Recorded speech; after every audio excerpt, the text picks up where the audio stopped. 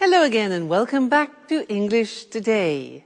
This is DVD 20 and the third DVD of your advanced level. And in this DVD, we'll start with another 2 episodes of our story, That's Life.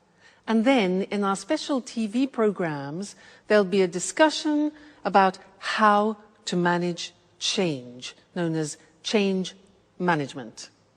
Then we'll move on to cinema and take a closer look at Star Wars. Then, in the grammar section, we'll look at ways of expressing your opinions in English. Then we'll study the construction used to, which we use when we're talking about habits. All right? So, have fun.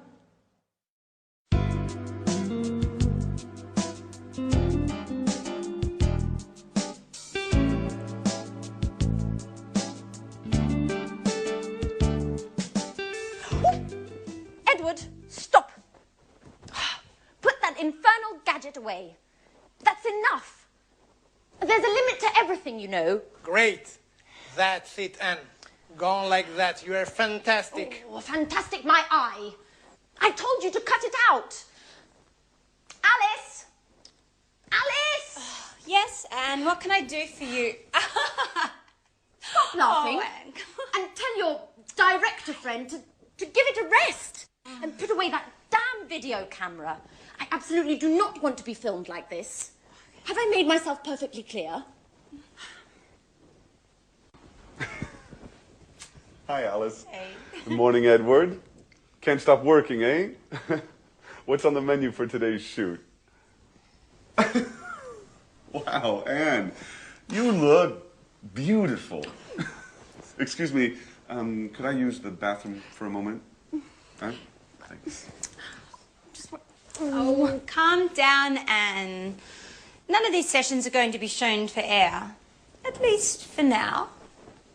What exactly does for now mean?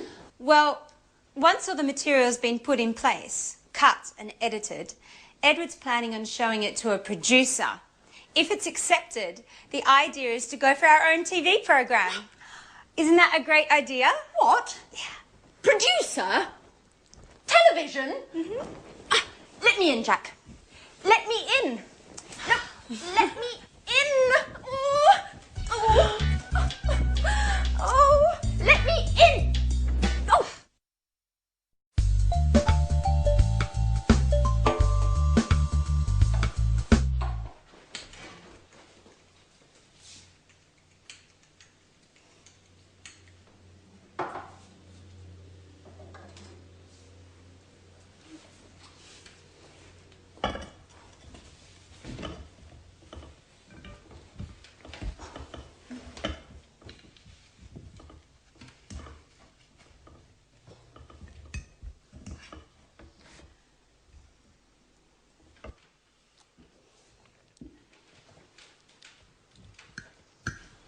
So, Anne, what do you think of Edward? In what sense? As a man or as a director? Do you really have to ask? As a man, of course. Well, I've just met him, so I can't really say. But as a director, my view is that he's a bit too intrusive. Come on, Anne, get over it. That's his job. In my opinion, I think he's just great. Oh, what's this I'm hearing? Our little Alice might be in love? Well, yes. As I see it, Anne, this is the first time in my life I've fallen head over heels in love. So much in love. But he doesn't even notice me. You know, we share so many common interests and we see things in the same way. We can talk for hours on end, but it just ends there. He looks on me as a good friend. Nothing more, nothing less. You know, I'm really not used to that role. Usually I'm the one to keep others at bay. Yes, I remember. Tom, Frank, David. How many broken hearts have you left behind? So tell me, have you asked Edward how he feels about you? No, of course not. Look, Edward isn't interested in some relationship. He's profound and introspective, spiritual. He's a person who enjoys observing and analysing others. Yes, if you ask me, too much so. Anyway, I can't agree with you, I'm afraid. Even spiritual beings, personal longings, I think you should tell him. And who knows, your Edward might be much more human than you think. Oh, maybe you're right. But I have to think of a special way to show him just how I feel. Maybe I should see what my horoscope has to say. Yes, I've just had a brilliant idea.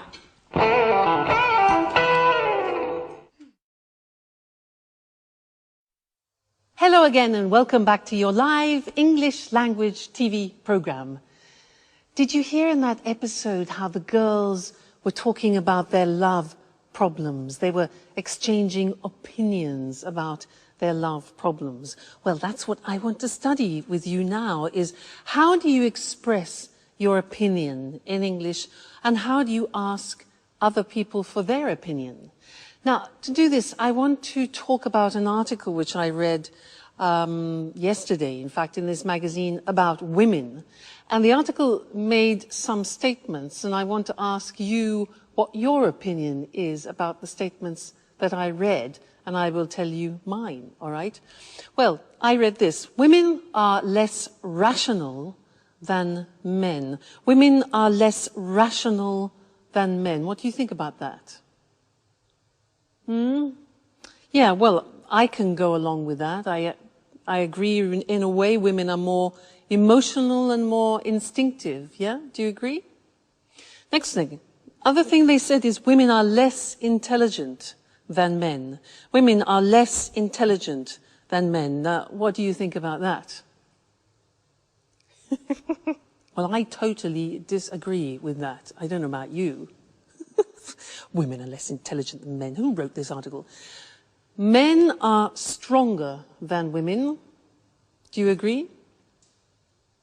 Well, yeah, I mean, physically, men usually are stronger than women. Maybe emotionally and morally, we could debate the fact. Yeah? Maybe? Okay. Next one. Men make better leaders than women. Do you agree with that? Yeah, up to a point. I mean, most of the leaders in this world are men. But maybe it's because women haven't had enough chance to be leaders yet. Who knows? All right, and the last one is a woman's place. A woman's real place is in the home. What do you think about that? I totally agree. A woman's place should be in the home. This article. Let's move to language. Maybe it's better. Let's talk about the language we use when we give opinions. And let's use the screen. So, asking for somebody's opinion, how can you do that? Well, you can say, what do you think about that? What do you think about that? Simple question. Or, what's your opinion? We can also ask, what do you feel about that, which is more related to emotions rather than to the intellect. So, what do you feel about that? Or, what are your thoughts? What are your views about that? All right, so those are all ways of asking for somebody's opinion. When you want to give your opinion, you can say, I think, I feel, in my opinion, we should. My view is that we should, my view. Or as I see it, I think we should. All right, so that's giving opinions. Now, often you want to talk about agreement. Now, How do you ask a person for agreement? We don't say, "Are you agree?" Many languages translate that wrongly. It's not "are you agree," but "do you agree with me?" All right? Do you agree? Be careful. Do you agree? Another alternative is, do you go along? Go along means have the same opinion. Do you go along with that? All right? Now, imagine that you want to agree totally with someone. Do you agree with that? Exactly. You can say, "I totally agree with you. I completely agree with you." You can say, "Yeah, I go along with that. I agree with that." You can also say, "That's right. Exactly," or "absolutely." Those are all ways of agreeing totally. Now imagine that you agree sort of, you agree partially. The language here is, "Yeah, that's a good point, but I agree with you up to a point. I agree with you up to a point." So that's partial agreement, but not total agreement, all right? Now, disagreement. To be polite, you can say, "I can't agree with you, I'm afraid." If you say, "I don't agree with you," that's quite aggressive. So it's better to say, "I can't agree with you, I'm afraid," for example, if you're in a meeting. But if you want to be aggressive, you can say, "I totally disagree with you." All right, so that's an aggressive disagreement. And you could also say, "Oh, come on. Come on." All right? So there, we looked at exchanging opinions, giving opinions, asking for opinions, and then talking about agreement, agreeing totally, partially, and disagreeing. I'm sure you'll find that very useful because it's what we do every day. All right? So happy practicing and see you in the next lesson. Bye.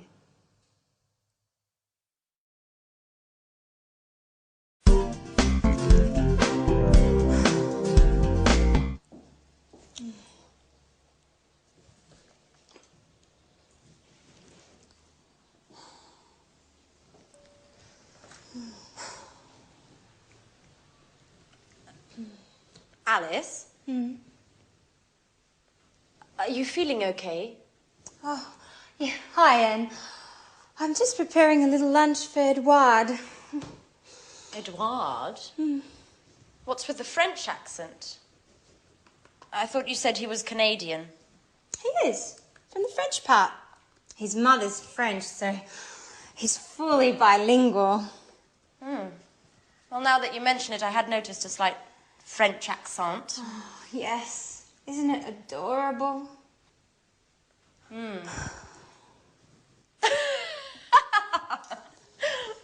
Well, I must say, love does work wonders.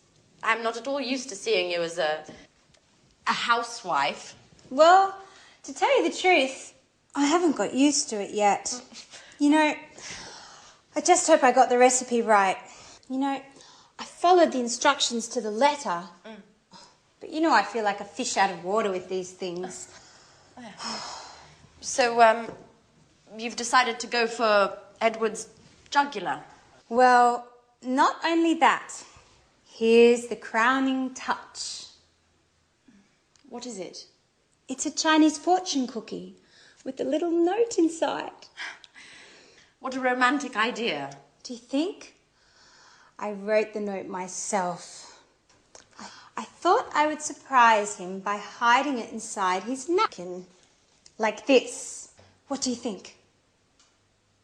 I think it's just perfect. You'll see. It will go straight to his heart. Oh. Wait, stop.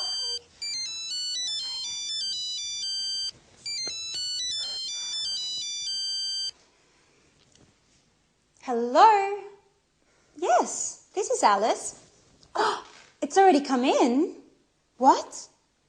Oh, in half an hour? Yeah, okay. I'll be there in a few minutes. Anne?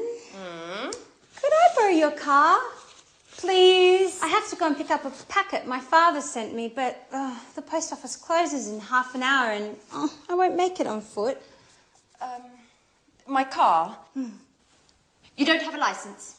Oh, don't worry about it. I have it. And anyway, I always used to drive. You know, my dad's got a car just like yours. Okay, I'm off. Tell Edward I'll be back in a flash. Alice? Alice? But who's going to clean up this mess? Get used to it, Anne. It's the same old story. Now I'm late.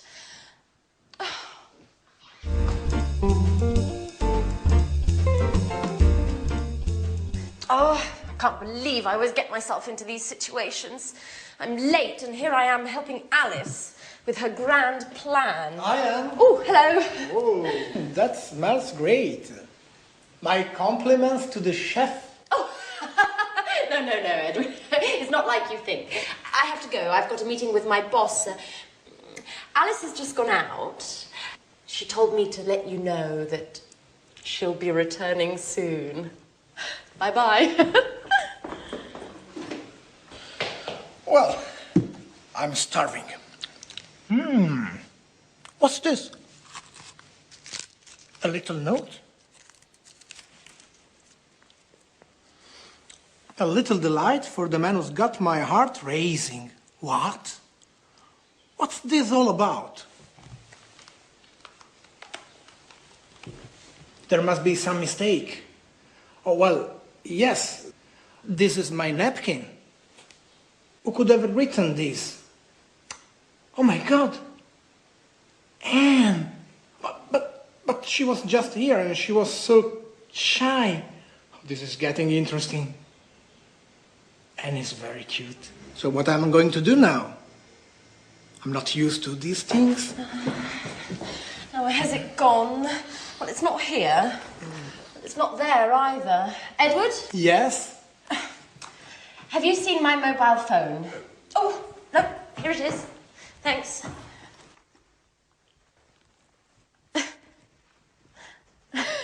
Pardon me.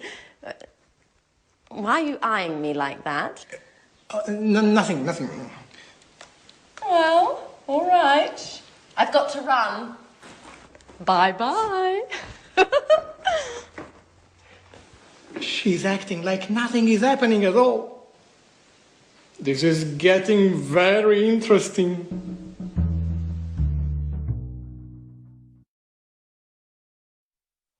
Hello again and welcome back.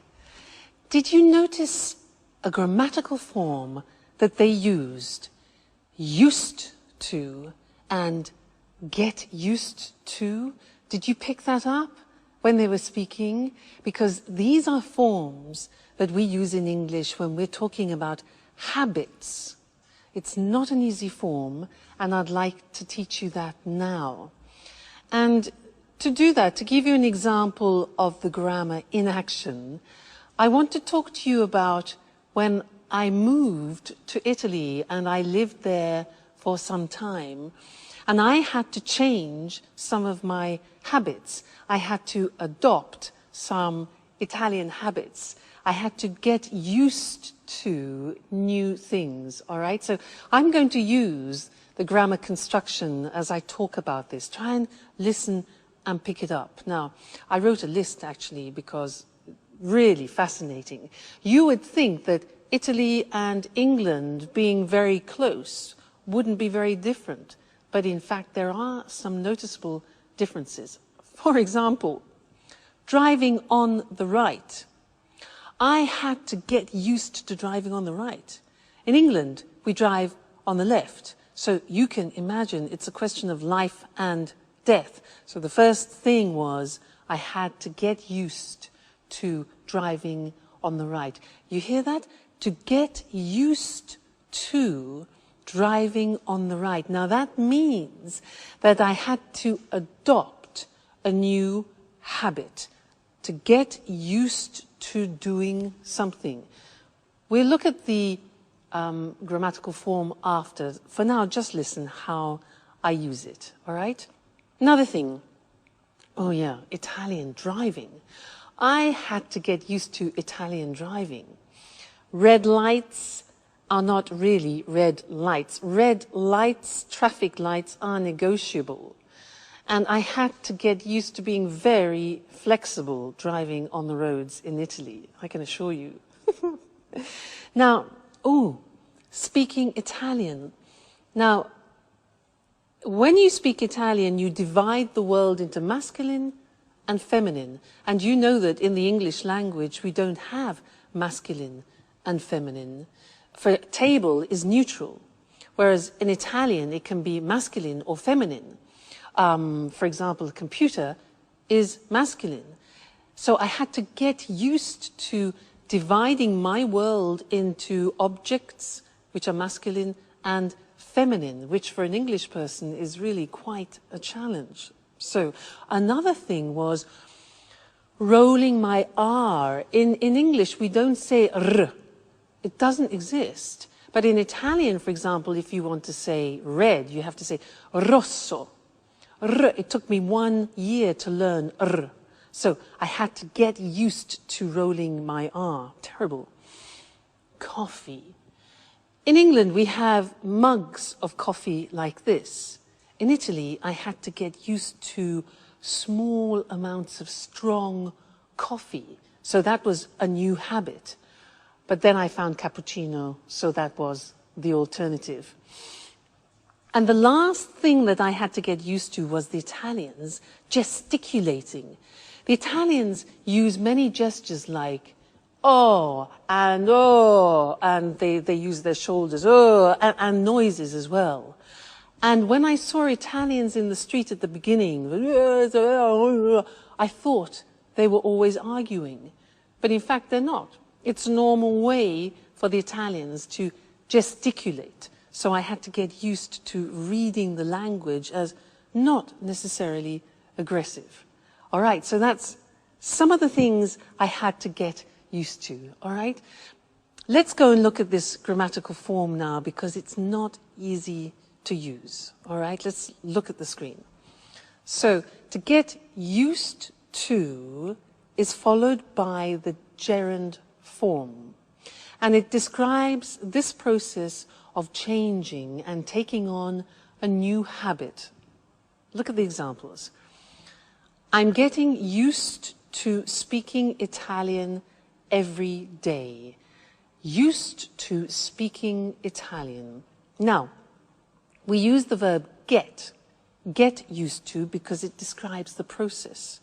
And you can put the verb get into any tense, present tense, past tense, future, no problem. Here we have it in the present continuous. So, I'm getting used to speaking Italian every day. Listen to the pronunciation. I said used with a T sound. Used, not used or used. Used. That's very important to distinguish it from the other verb, use. Okay? Used.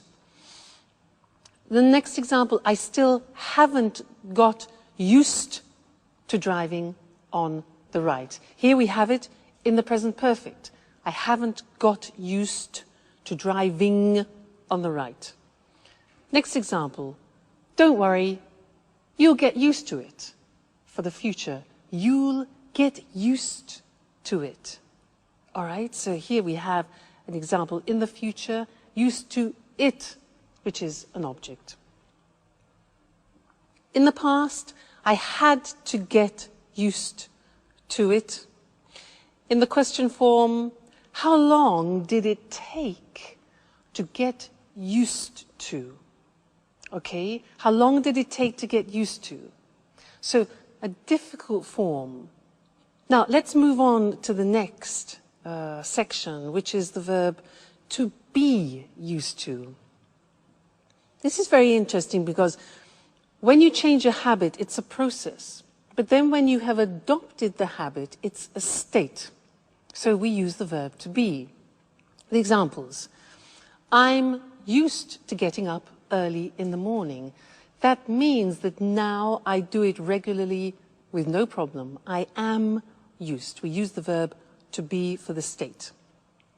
He isn't, negative, used to working alone. In the past, I wasn't used to driving on the right. So here we have a state of a new habit using the verb to be. To get used to do something is adapting a new habit. It's the process. So that's a difficult grammatical form, but it's the only way in English that you can describe taking on new habits. So it's terribly important for you to learn. Don't worry, you'll get used to it slowly but surely. Okay, bye for now.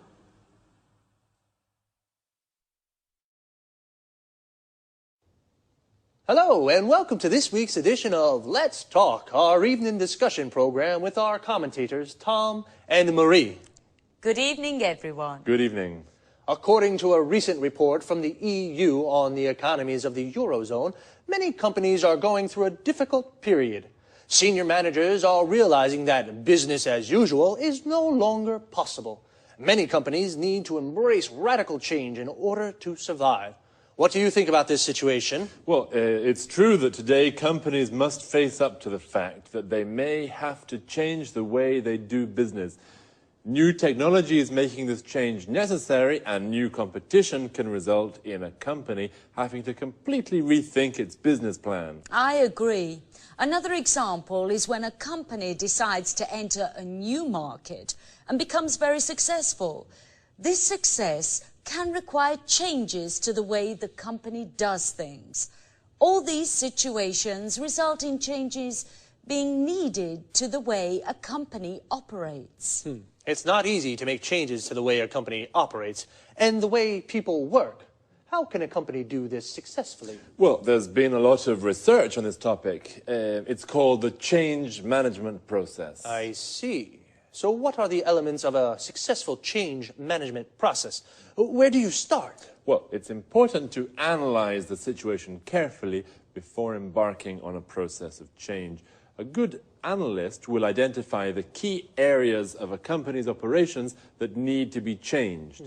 Then an effective change strategy needs to be drawn up. This says exactly what needs to be changed. That's right. Input to the strategy can come from the management team or an external consultant.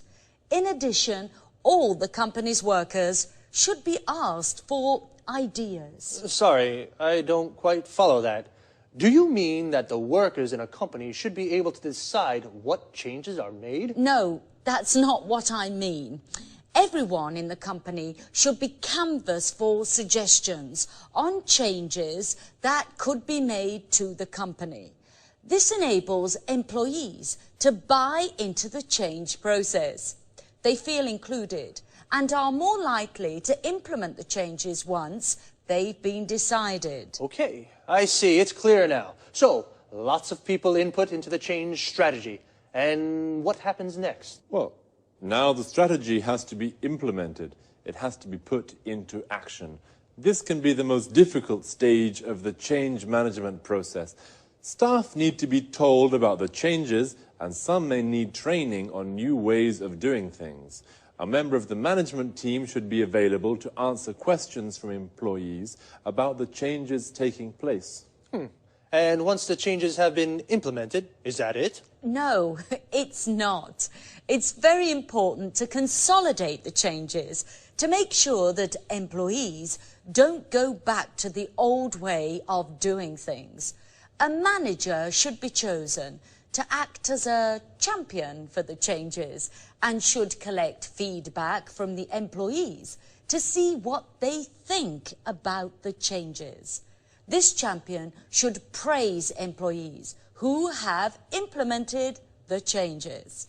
Of course, it's very important to raise the morale of staff at this time. Otherwise, there's a risk that they'll revert back to the old way of doing things. So it's quite a complex process.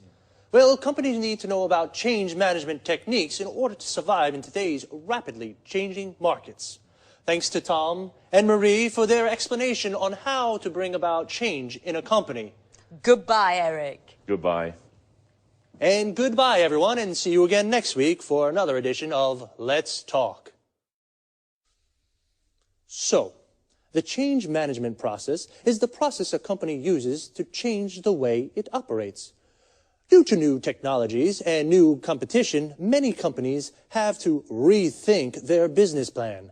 To rethink something means to reconsider, to think again about a choice you made before. A business plan is a strategy for running a company. Remember, to run a company means to manage it. Companies have to embrace change. To embrace something means to accept it and put it into practice. So, to embrace change means to start making changes. Companies must face up to the fact that they have to change the way they do business. To face up to something means to accept a difficult situation exists. So, how does the change management process work? First, an analyst identifies the areas that need to be changed. An analyst is an expert who looks at all the elements of a situation. He analyzes a situation. Everyone in a company should be canvassed for suggestions. To canvass means to ask people for their opinions. This enables employees, the people who work in the company, to buy into the changes. To buy into something means to believe in something. Then a strategy is drawn up. The phrasal verb to draw up means to prepare. We use it for documents. For example, you draw up a contract. The strategy must then be implemented. To implement means to put into action. Once the strategy is implemented, it's important to consolidate it. To consolidate it means to make stronger. And employees should be asked for feedback to see what they think of the changes. Feedback means opinions about something. Well, folks, we've come to the end of today's program. See you again soon. Good morning, everyone, and welcome to another edition of Talk Cinema. This morning, we'll be talking about the most famous of all science fiction sagas, Star Wars. As always, in the studio with me is Sanjeev Gupta, our cinema expert. Welcome, Sanjeev. Hello, Lucy. Hello, everyone. A question to start with, Sanjeev. Just how many films make up the Star Wars saga? 6 in all. And how many of these have you seen? All 6, of course. And you? 4, I think. When was the first film made? The first film, A New Hope, was released in 1977. The last film, Revenge of the Sith, was released in 2005. And who's the director? Well, George Lucas wrote the scripts for all the films and directed 4 of them. And what about the other 2? Irvin Kershner is the director of The Empire Strikes Back, and Richard Marquand directed The Return of the Jedi. What's so special about the Star Wars films, Sanjeev? Lots of things, actually, Lucy. You know, the first Star Wars film, back in 1977, broke new ground with its special effects. New methods were used whereby the action shots were taken against a blue background with real models. It doesn't sound sophisticated compared with today's computer-generated effects, but 29 years ago, it was revolutionary. In fact, the amount of time Lucas spent on the special effects almost resulted in the film not being finished. Why do you think the films have been so enormously popular? We're dealing with science fiction here, but really the storylines in the films draw on themes common not only to science fiction, but also to classical mythology. Really? Interesting. Yes, then there's the obvious struggle between good and bad. There's the famous force, the energy field that can be used for good but also for bad. Love plays a big part in the saga, as does the eternal struggle for power and domination.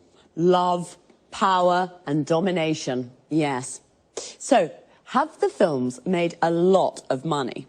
It's been estimated that the films, along with the TV series, books and video games that have been made around the Star Wars theme, have generated $20 billion over the last 29 years.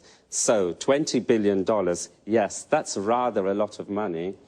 And what about the music in the movies? I really love the music. Yes, I think the music has played an important role in helping people to remember the films. John Williams composed the scores for all 6 films. The style he uses has changed as the years have gone by. In the first films, he associated leitmotifs with each character, quite a simple approach. In the later films, he changed his mind and took a richer, more sophisticated approach to the music. One last question. Is the saga definitely complete now? I wouldn't bet on it. There are rumours that George Lucas may be working on a sequel, but for television, not for the cinema. So, we may be seeing Luke Skywalker again soon. Wonderful. Well, thanks, Sanjeev, and goodbye. Goodbye. To all of you and Sanjeev, may the Force be with you. Goodbye. Now, let's have a look at some of that vocabulary we just used. So, 6 films make up the Star Wars saga. To make up something here means to go together to form the whole of something. The 6 films form the entire saga. To make up something is a phrasal verb that can also mean to invent something. For example, I made up a story means I invented a story. The first Star Wars film was released in 1977. We say a film is released when it can be seen at the cinema for the first time. It broke new ground with its special effects. To break new ground means to do something for the first time. It broke new ground because it was the first film to shoot the action shots with real models. An action shot is a scene of a film with action. For example, a car chase or a battle. And what are special effects? They're visual effects added to a film after the shooting has been completed.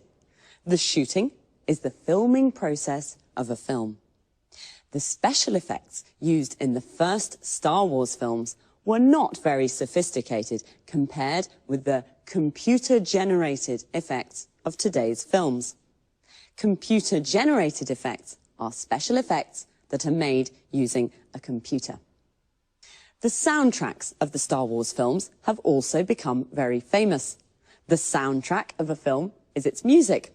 In the first films, John Williams, the composer of the soundtracks, associated leitmotifs with each character. A leitmotif is a reoccurring musical or visual theme associated with a particular character, situation, or emotion. Well, we have, as usual, run out of time, so goodbye for now.